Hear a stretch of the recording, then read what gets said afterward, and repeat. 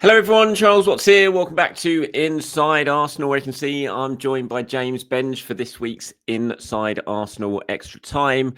James, how are you doing, mate? How are your hamstrings? Are they holding up? I'm not going to say. If I out my excellent hamstrings, someone will creep into my home at night and steal them. We could do with them. There is nothing more precious now at the Emirates Stadium than a working pair of hamstrings. Absolutely. How you been? You had a good week? Yeah, it's been good fun. I was at the Etihad on Tuesday night, which was suitably dramatic. It was quite amazing watching a team sort of try to out Real Madrid, and just sort of attempt to fluke their way through a Champions League tie against Real Madrid, and Madrid were like, "We're not having any of that, thanks." I was at my dad. We were celebrating my dad's 80th, and me, my brother, his family, and my dad were out for a meal. And where we were sitting in a restaurant, on the other side of the road was a pub.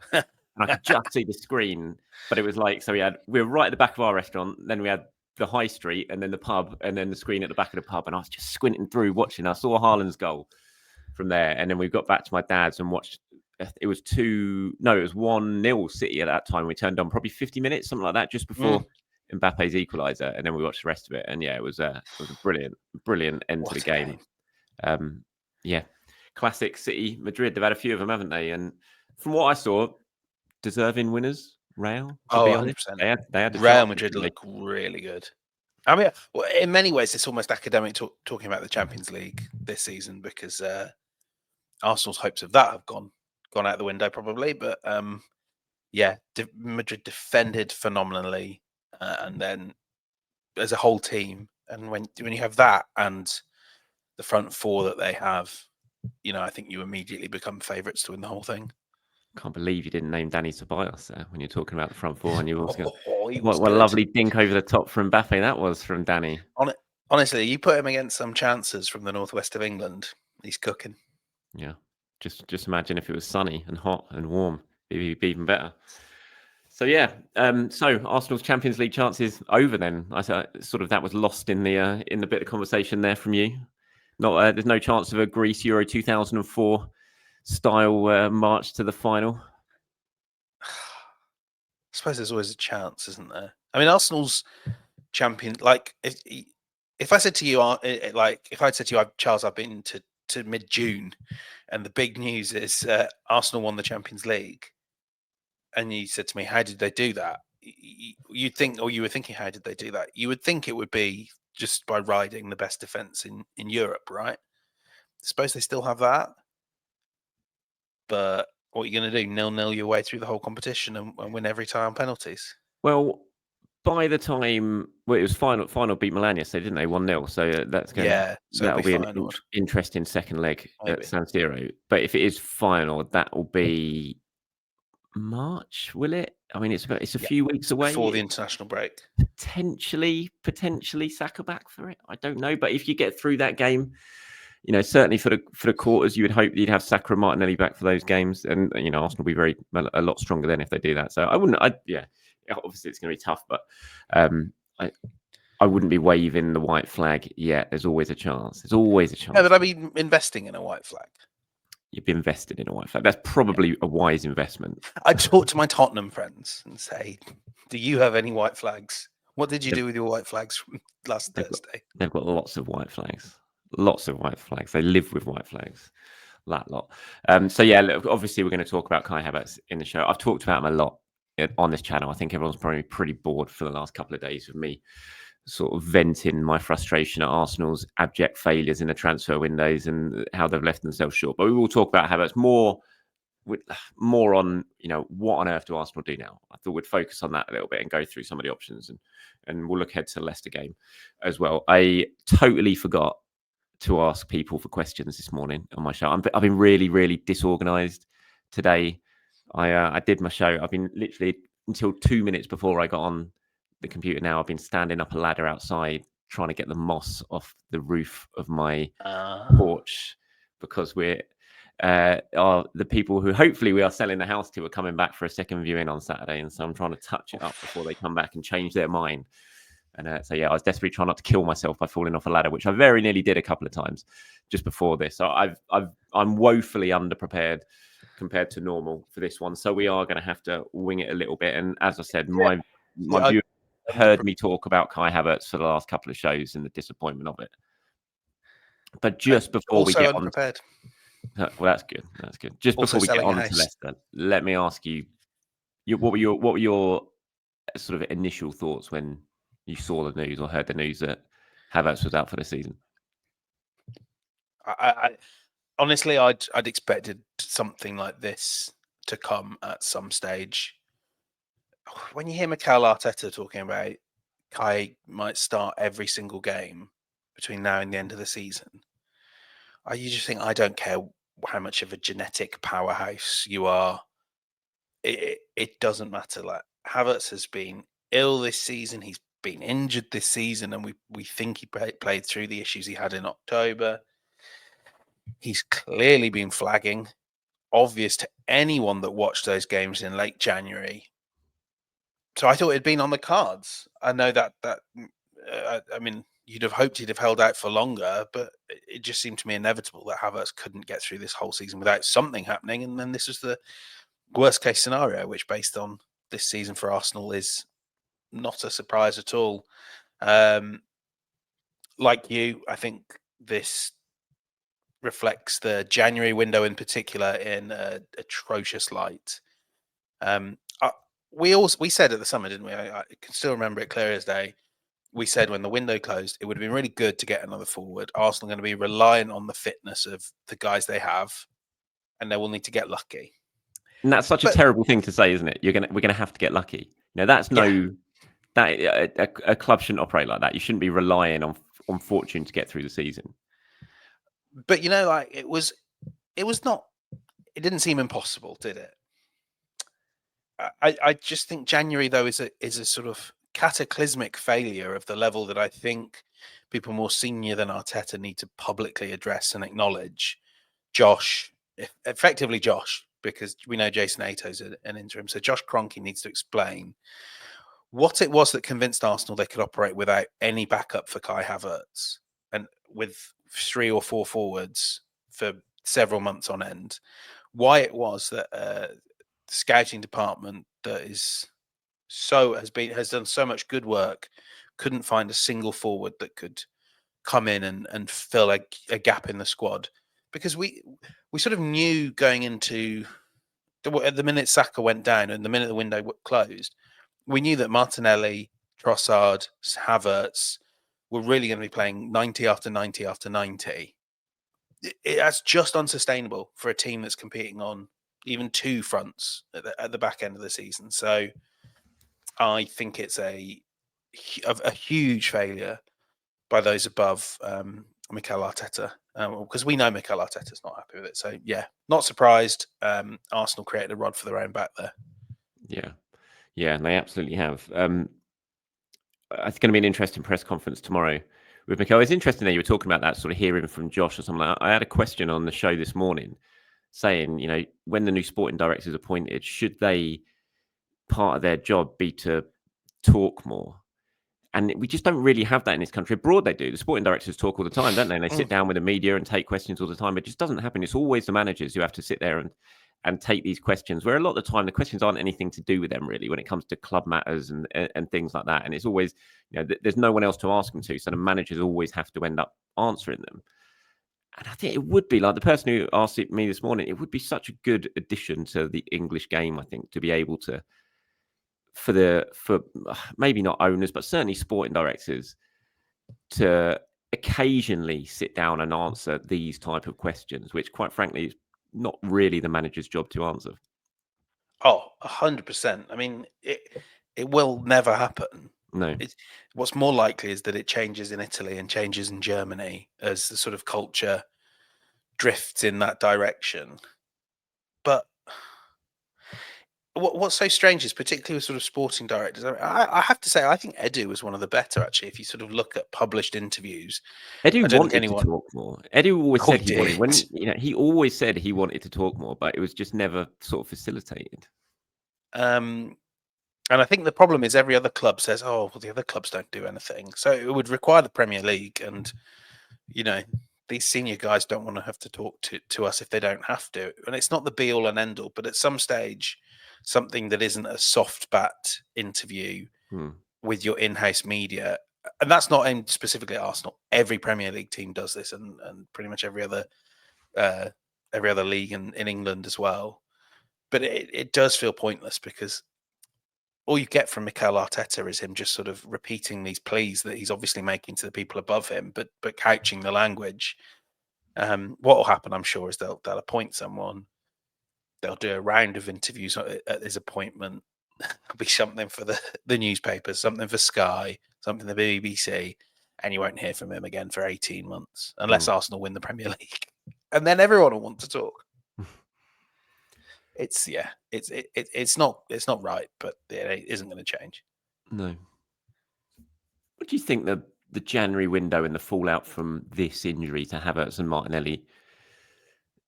Do you think it's impossible for Jason Ito to get the job now, on the back of how the window has been perceived since the injuries, and basically everyone looking at it as a complete and utter failure, and the fact that he was in charge of it at this time? Do you think it's impossible for him to get the job, or do you think there's still a chance that they will overlook, sort of fans viewed and how maybe it's being perceived externally rather than internally? I certainly think I don't think it is impossible. The challenge is still, and this kind of goes back to what we've just been saying about the lack of public accountability.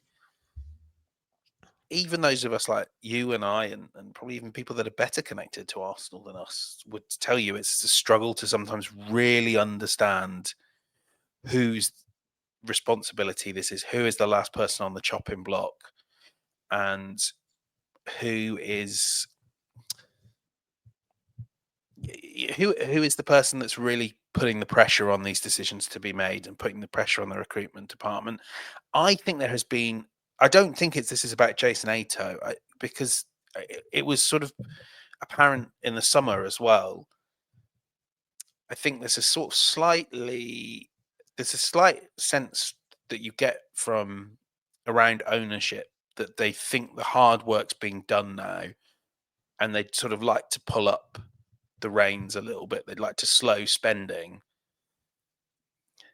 Don't ever say to. I've been in a room before where Stan Kroenke's old quote along the realms of "you wouldn't get into this business if you wanted to win trophies" has been brought up, and Stan and Josh will insist they really do want to win trophies, but pretty much the whole the whole of this season has reflected a team that's or an organisation that's not really willing to kick on.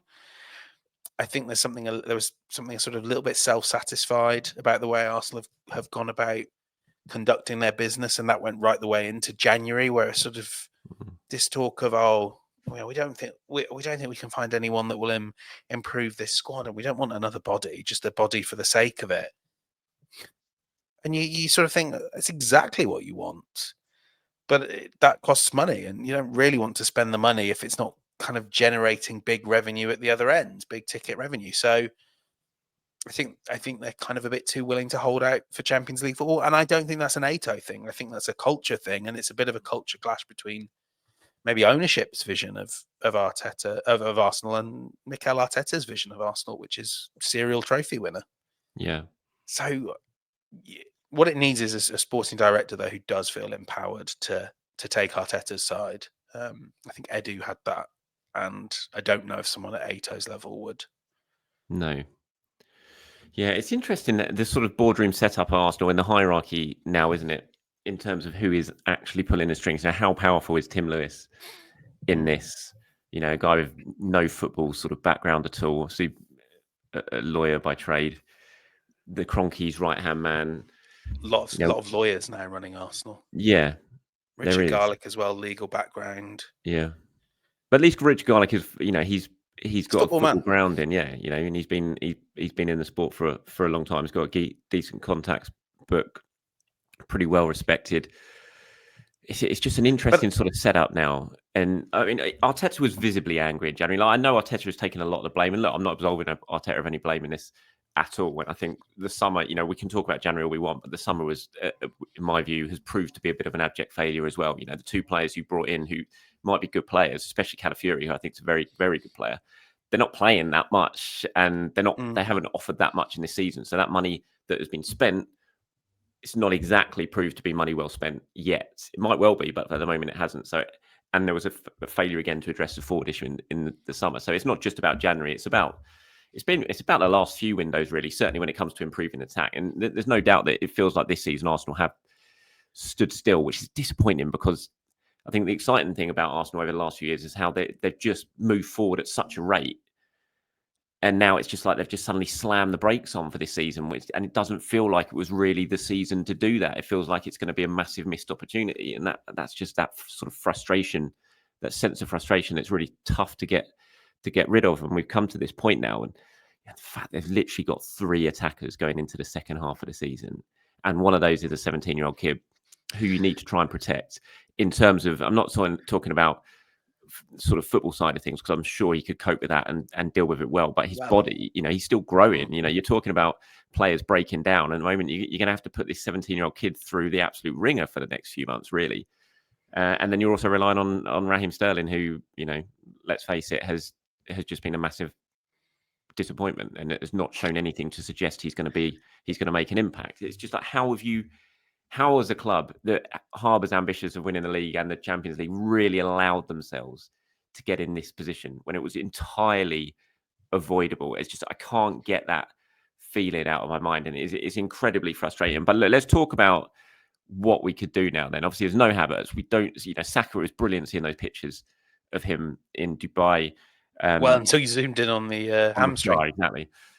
But we're looking like still a month away from Kai Saka. We're looking at about a month away from Gabriel Martinelli. So for now, the options are very, very limited. We've got Leicester at the weekend. There's been lots of talk, certainly in the comments of mine, about, let's stick Calafiori up front. I saw that. Mikel Merino up front. Merino is more of a likely candidate maybe than Calafiori, which I do laugh at. As good as that sounds on paper, I think within about 5 minutes of actually trialing that, it would be very, very apparent that this guy is not centre forward, and Arsenal are struggling with him there. Marino's a potential option, I suppose. Certainly, maybe in the last 20 minutes of games, something like that. But how do you look at how Arsenal are going to potentially set up for Leicester, and then the weeks before the international break? Yeah, I mean, just on the Merino bit, I think there's half a case to start him a bit more, because he gives you that penalty area physical presence, maybe a bit more of a shot getter than Declan Rice. So you drop Rice into the 6. I think especially against teams like Leicester that you fancy yourself to beat and you expect to play in a low block. See a bit of Merino. I mean, otherwise, are you talking about Merino in a sort of 8 role there? Or are you talking about in a yeah. Come on, let's not go. I've seen people go mad, and I know that, like, in practice, that left 8 can very often become something of a sort of second striker in a 4-4-2. But it's not like quite that, is it? Let's not go mad, and let's start with one of the forwards on the bench and Mikel Merino leading the line. No. To me, I mean, it seems like there is only one available answer for the 11, is Trossard as a false 9, Sterling on the left, Nwaneri on the right. I wouldn't overcomplicate the starting 11 from here on out. I think Trossard, especially when he arrived, he was great as a sort of playmaking focal point, and I can see how that would work really well, especially if you drift into a 2 that has Ødegaard alongside him, and so much pressure right now on Ødegaard to sort of get out of his shooting slump. That will work. I think that will be fine. Teams will figure it out. It will have bad days, but it will be adequate. Have Nwaneri cutting in. I'd like to see maybe Calafiori playing with Sterling to give you more of that up-down verticality, and that gives, again, Sterling space to get into the box and be a low-touch poacher, finisher sort of guy, which is always what the best Raheem Sterling has been.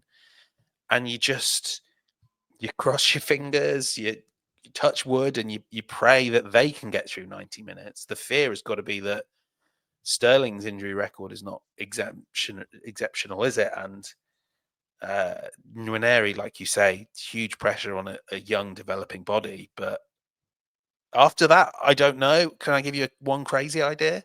Mhm. Everyone says Tierney at left wing. I'd like to see Zinchenko at left wing. Quite a few people have said that. Said, look, we've got Zinchenko. He's a talented player. He can go forward. He can create. Surely we need to get him on the pitch during these. Certainly more than we've seen of him. I don't know. Have you got anything else that might work? I keep. I don't think this will happen, but I do think with the players that we've got available now, a shift in system might be called for. I kind of like the wing back idea, and then you can have you Yeah. could have I don't know, either Tierney at left wing back or Lewis Skelly at left wing back. But you can have Calafiori, Saliba, Gabriel. You can have White or Timber on the right. Then you can have Partey and Rice together in front of you, and then you can have almost like Odegaard as a 10, out and out 10 behind, a Trossard and Sterling or something like that. I'm not sure you can with the players that are left, because you're basically then left with if you carry on with a 4-3-3, which I think he will do. By the way, I don't think he's going to change formation. But if you do carry on with a 4-3-3 and you start those three, you've got nothing to come on off the bench. You're leaving yourself nothing, Hey. like a Butler, a Deji, or something like that. Charles Sago Jr. Respect the man that was sent back from the worst performing Shrewsbury Town team in 15 years. Yeah. Well, one thing with that, I know underperforming loan spells in lower league, it's very difficult going there and playing in that for players who are only used to academy football. I don't. It's just because they had a bad loan spell in the lower leagues doesn't mean they're not a good player and they couldn't maybe step up when called upon. They might need to be called upon now. Tierney at left wing, I think we'll probably see that a bit, certainly in second half of games. And I wouldn't be surprised if we see Marino as a fourth line as well in second halves of games as well to try and rest players. You've got to play to your strengths now if you're Arsenal, don't you? And certainly until Saka and Martinelli are back. So you've got to rely on that defensive solidity that you have. Set pieces again are going to become extra important. I need to get better at that because they've slipped a little bit since Saka went. And even Declan Rice was disappointing with his delivery against Newcastle before the break. So they've got to be strong set piece wise and just find ways to win, certainly until Saka and Martinelli come back. Anyone on the free agent market tempting you? No. They're not going to do that. If they decided to keep their powder dry despite all of this, even before the Martinelli and Havertz injuries, they decided to keep the powder dry in the loan market in January and didn't want to spend money on a loan. I do not see them spending money on a free agent, especially when you look at that list. I mean, who's available? They're not going to do that. I would be stunned. I mean, what? Can you imagine Diego Costa coming in and leading? That's exactly who I can imagine for the second half. I mean, did you see him when he came back and played at Wolves for however long he was, and it was just, it was. I mean, I was going to say it's sad to see. It was actually quite funny to see for someone who's been tormented by Diego Costa so many times. It was quite good to see him, failing miserably at Wolves. But I don't want to see him in an Arsenal shirt anyway. I have to say. Honestly, I think they should do it.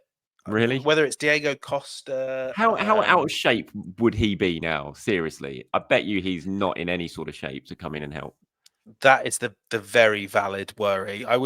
There are guys that will have been released by MLS teams that will have been playing more recently. I mean, I'm literally now thinking of Carlos Vela, who's not even really a centre forward. Well, I was speaking, Sophie from the Highbury squad. Yeah. I was on her show last night and she was talking about Carlos Vela and said he's been, he literally went back to LA because he'd retired, I think, and then he went back to LA after retiring and was like a shadow of his former self. He's not in any sort of shape to be considered. Obviously, the challenge is like you say, you make a really good point that if it takes you 4 weeks to get them up to match fitness, well, by then Saka and Martinelli are back, and the need is much less pressing. But you do have space in your Premier League squad. They couldn't play in the Champions League, but you have space. I would love it if there was just one guy, like an Olivier Giroud. I would love it specifically if the guy was Olivier Giroud, and there isn't anyone quite at anywhere near that level. But beggars can't be choosers right now. And given the choice between, say, Diego Costa and some of the sort of 22-year-olds in the academy, I would probably take Diego Costa. There you go. There's your headline. I cannot imagine he's any. I'm looking through the free agents list at the moment, and you've had Maxi Gomez. People keep talking about, don't they? Mariano, who used to be at Real Madrid. Yes, there was. Who else was there? There was what's his name? Lucas Perez. Arsenal legend Lucas Perez as well. I mean, none of them really feel like they could come in and make any difference. I mean, I suppose we are talking about just a body here, but you remember when United had this issue, and then when Van Gaal was there, and then lo and behold, Arsenal turned up at Old Trafford, and they were like, "Oh my god, we've got no players, we've got no forwards. Who's this kid from the youth team, Marcus Rashford? Throw him in, 2 goals on his league debut, never looked back since." Maybe you have this magic Butler Adeji moment, or something at some point over this run. If Arsenal are going to stay in this title race, someone's going to have a magic month, certainly until Saka and Martinelli come back, aren't they? And I can see you shaking your head there. And I agree. I think even though yesterday I cheered when Everton got that goal, and you're just like, oh, God, he could, what a hit. What a hit that was, I know. And but I just find it incredible. I'm finding myself now looking at the gap to 4th and 5th than I am to Liverpool as well on this, because I just think it's so incredibly difficult with the options Arsenal now have. And that's what's just so frustrating, because they've just left themselves short. And it's just, you want to grab them by the shoulders and it's like, what were you thinking? How have you allowed this? This was totally avoidable. We've just had 4 weeks where you could have strengthened and protect yourselves against this exact thing happening, and you chose not to do it. And you can't tell me there wasn't a play. I know you don't want to. I've said this so many times now. I hate repeating myself. I know you don't want to stop what you want to do in the summer. I get that, but you can't tell me there weren't loan options out there that could have been improved. I said at the start of the window, or before it even opened, I was talking about Kolo Muani. He looked like it was the perfect thing on loan. Didn't have to jump into a buy option. Really talented player. Could play in a couple of positions. Why weren't they thinking about that even before the Jesus injury? It just felt like such an obvious move. And then I know. Obviously, it'd be easy to run football clubs, isn't it? It's not, but still. Certainly, I'm not sure it'd be as hard as Arsenal have made it look in the last few weeks. I shook my head, and I agree with you. It probably won't happen. The only thing I would say, Plymouth, that Everton game. Did you watch the whole game? Last night, quite bad, weren't they? Last night, no. Yeah. I was putting my kids to bed. Liverpool were pretty poor. Wolves on Sunday, you would make them favourites for sure. But if anything happens against Wolves, they have a run of Villa away, City away, hardly what it was, and Newcastle at home. At the same time that Arsenal, Leicester away, West Ham at home. Maybe you can get 6 points from them with Trossard and Ranieri and Sterling. God. And then on the 26th, it's Forest away. Maybe you can ride the defence, set piece FC. 9 points from them. Half an avenue opens up then. I think that equally, those are the things that make you, like you say, that make you so baffled by Arsenal's failure to address this in January, because Liverpool might wobble and Arsenal might just have no one to kick the ball in the net. Liverpool might lose to Villa and Newcastle, and Arsenal draw 0-0 again at home to West Ham because they've got no one to score. We always said all along, didn't we? Like the chance might open up, and it feels like the window has opened at exactly the moment that Arsenal have set the house on fire. Yeah. It's not been a very upbeat show, has it? I'd be surprised if we get 10k viewers. I know. This, mate. No one's going to be enjoying wasting my Thursday afternoon listening and watching this, are they? But let's do something cheerful, like put on a Smiths record. Yeah. How do you see? You going on Saturday? You going to Leicester? No. I'm doing Spurs Man United to cheer myself up. Are you doing that on Sunday? Are you? Yeah, it'd be good fun that way. Is Liverpool Sunday? Liverpool is Sunday, United. So that's the thing. So Arsenal could be if Arsenal beat Leicester, the gap's 4 points, and I agree. I think Liverpool win that game against Wolves, but the way they are, it's like it's the game where something could. It would be very funny if Mateus Cunha, if sort of week by week, I can see it now where it's Cunha wins it for them, for Wolves against Liverpool. Then Watkins wins it for Villa against Liverpool. Then Isak wins it for Newcastle. And Arsenal are like, you see, we let them all stay at their clubs. They all beat Liverpool for us. And meanwhile, we draw all 3 of our games 0-0. Indeed. Exactly. I saw Van Nistelrooy's press conference today that Vardy's back. They've got a couple of players. Vestergaard's back.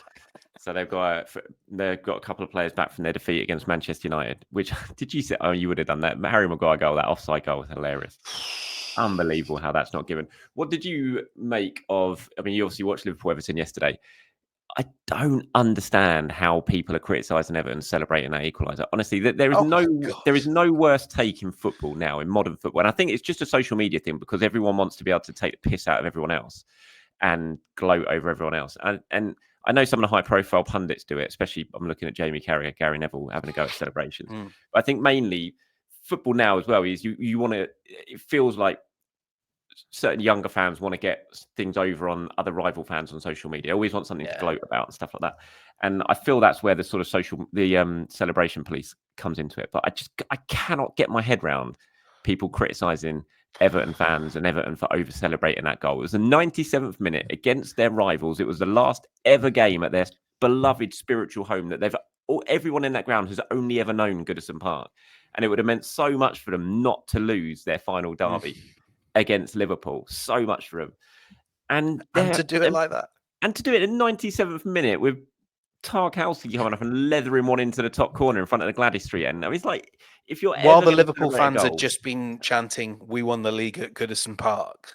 Just unbelievable. And you see all the people on social media and tweeting it saying, "Oh, what have they won? Oh, well done. Congratulations, Everton, on winning the FA Cup, the Premier League, all that sort of stuff." It's like, I swear these people don't actually go to football and they don't experience these moments. So many of my favourite ever Arsenal moments that I've experienced have meant sod all in the grand scheme of things. It haven't led to a title. It hasn't led to a trophy. But in that moment, it just meant absolutely everything. And I'll always remember, and they will be some of my favourite ever moments watching football. It's what football's about. It's about losing yourself in that exact moment. It's about emotion and everything. And it just winds me up. There's so many bad things about modern football, but the celebration police, people telling you how you should celebrate your team scoring a goal, whether it's an equaliser, a winner, whatever. It is just one of the very worst takes in modern football, in my view. It drives me mad. You're ripping like this sort of fear of people on social media, because I really felt this after the Arsenal City game. I thought everything about that was so fun, and it didn't stray across the line. And everyone going, "Oh, this is what Erling Haaland was talking about. Arsenal need to be humble." Erling Haaland was a few months later, was sprinting around like a child, shouting whatever abuse he could come up with. And that was great fun. It was brilliant there being in the moment. I mean, you and I were there. Well, you were at the Etihad for that, weren't you? Even amidst, if you put, I'm sure Arsenal fans would say it's even amidst the devastation of not getting that 90, that winner, that late equaliser, knowing that you had sent Erling Haaland's head to the moon was such a sort of joyous moment. I really enjoyed that. I loved like the sort of pageantry of City on the wind up to Vinicius Jr. And it was all the funnier that backfired on them. And of course, the Everton one, I can't believe there has even been a backlash to it. It is one of the most joyous moments kind of in recent years that I've seen. Because, like you say, this is if this had been at Highbury, and Henry had scored in the last minute to avoid. I mean, remember how much joy of that final game at Highbury was about leapfrogging Tottenham on the final day, and Arsenal didn't win anything, but it made it so special that everything had gone wrong for Spurs as well. It's one thing, I think, to sort of relish in the struggles of your direct opponent, but then for complete randoms on the internet that are attached to neither team, or even for Liverpool fans to sit there and go, "What have Everton won?" It's like, well, their fans have had an incredible day out. I completely agree with you. More people need to actually go to football matches, experience it, and come back from Reece Nelson's last-minute winner against Bournemouth or James Tarkowski's volley and tell me, does it matter that you've not won a trophy? Because I tell you right now, it doesn't in the slightest. These are the moments that you remember. I remember Nelson better than I remember, Arsenal winning the FA Cup when they beat Southampton, when they won something. You remember that one? Yeah. I mean, I vaguely remember Perez's goal, but it doesn't excite me like Reece Nelson or Welbeck's last-minute header and people falling into the press box to hug you, complete strangers. Well, exactly. Arshaman's goal against Barcelona. We went out the next day. Yeah. We went out in the second leg, but it's still it's still like up there with my greatest ever moment in a football stadium was that winner and the noise and the celebrations that came after it. And anyone telling you how to celebrate, I just think it's the worst thing. It's just absolutely awful. And you're right. I put a tweet out about it. It's like I've seen so many North London derbies. Arsenal winning North London derbies. Some of them have led. We won a league title against Tottenham on a game. We beat them in an FA Cup semi-final at Wembley. I was there. Tony Adams scoring the winner. Amazing and real crucial ones in the title. Lauren's penalty in the 2002 run-in for the title against them. But I think my favourite ever North London derby was the 3-1 at Highbury in '96. I think it was when it was 1-1, and in like 89th minute in front of the North Bank, Tony Adams in a pissing down rain volleys that left foot volley into the corner, and then Dennis Bergkamp makes it 3-1 when Wrighty curls the ball to him and Bergkamp controls it at the far post, beats his man and bends it into the far corner. And I was there. It meant nothing that season. We didn't win anything that season. And yet that is my favourite ever North London derby because of those last few minutes in the rain. There was a sense of injustice because Andy Sinton had equalised after they should have thrown the ball back to us, but they didn't. And then they scored from it. And there was a real sense of injustice around the stadium. And then Arsenal went and won it with 2 late goals with Tony and Dennis scoring absolute bangers. And it's just my favourite North London derby of them all. And it meant nothing. But at that exact moment, it meant absolutely everything. And if you take, honestly, football is so sterile now, and they're trying to make it even more sterile by the season. And we should fight against it so much because the joy of football, the emotion, the spontaneity of football is what it's all about. And that has to be protected. It really, really does. Yeah. I want Miles Lewis-Skelly to be the character Miles Lewis-Skelly has been. And absolutely. I do use that name advisedly. I know why I'm picking him rather than Erling Haaland. After that game, people spent days talking about the celebration rather than the fact this 18-year-old kid had just waltzed through the Man City defence in a 5-1 victory and scored his first Arsenal goal in brilliant style. Now, that's what the talking point was, not him sitting on the bench and doing a celebration. How was that the talking point? How did it become the talking point? The talking point of the celebration is Manchester City, reigning English champions. Miles Lewis-Skelly just did Erling Haaland celebration right in front of you, and you couldn't raise yourself to get a shot away? Like, that's it. First of all, because it's a conversation about football, which seems to sort of, like, going back to what you're saying about the celebration police, it seems to sort of be increasingly less and less that we actually talk about how the teams are set up, that we talk about the tactics, we talk about the experiences of what's happened in the game. It's much more about the tact. Lewis-Skelly's celebration, of course, was brilliant and memorable, but it's not a talking point. There's not a dialogue to have around that. And it feels like people have sort of have conditioned themselves to this idea that everything must be debated to within an inch of its life. Whereas the talking point with Lewis-Skelly's celebration is that's really funny. And then you move on. And talk about the football and talk about the football and talk about what City got wrong. Talk about why Arsenal can't play like this every week and why they can have games where they score 5 against the champions and none against Fulham or what you know what I mean? Yeah. Drives you mad. Yep. Absolutely. Right. I think that's it for today, mate. Thank you very much for joining me. We'll be back next week. What's going on next week? We got a midweek game. I'm trying to think off the top of my head. If we have it's another Champions League week. Another Champions League week. Yeah. So we should have at least a sense of who the opposition will be. Yes. So we can look forward to that. Enjoy the weekend. Enjoy your trip to Spurs to see those two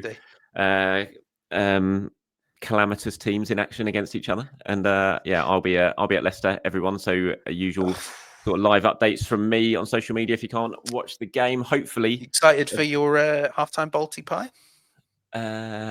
Yes, I am. Leicester is actually quite good. Although saying that, I'm going to be rushing to get there just about. I'm not going to be able to get there early. I'm not going to be able to set off early because of house stuff on Saturday morning. So I'm going to be panicking driving up the motorway to try and get there in time. which might mean I don't If get. you see a car flying along the M1. Yeah, I don't get to taste the pre-match food, unfortunately. But we'll see on that. I'll put my foot on the accelerator because I want that fry up pre-game. But anyway, thanks for watching, everyone. Thanks for listening. We'll be back next week. I'll be back in the morning after Mikel Arteta's press conference for my usual show. And yeah, enjoy the rest of your Thursday. Speak to you soon. Bye-bye. Bye-bye.